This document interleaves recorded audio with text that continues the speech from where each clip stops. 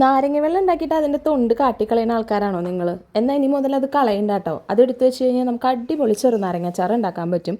അപ്പോൾ അതെങ്ങനെയാണെന്നല്ലേ ഞാൻ പറഞ്ഞുതരാം. അപ്പോൾ നമ്മൾ ആ ചെറുനാരങ്ങ വെള്ളം പിഴിഞ്ഞിട്ട് ബാക്കി വരുന്ന തൊണ്ട് നമ്മൾ സാധാരണ ഉപ്പിലൊക്കെ ഇട്ട് വെക്കുന്ന പോലെ ചെറിയ ചൂടുള്ള വെള്ളത്തിലേക്ക് ഉപ്പും അതുപോലെ തന്നെ വിനാഗിരി ഇട്ടിട്ട് അത് അതിൽ കളക്ട് ചെയ്ത് വെക്കാം.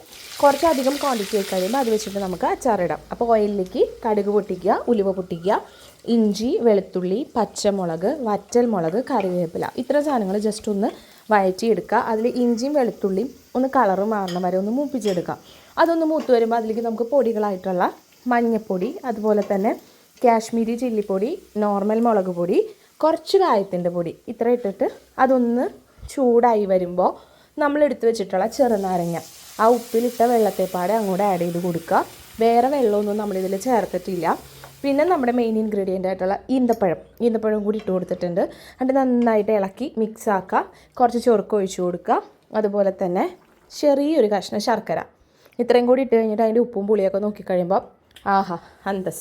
നമ്മൾ ഈ ബിരിയാണിയുടെ കൂടെയൊക്കെ കഴിക്കണ നല്ല മധുരമുള്ള അച്ചാറില്ലേ, അത് റെഡി ആയിട്ടുണ്ട്. അപ്പോൾ ട്രൈ ചെയ്ത് നോക്കുക.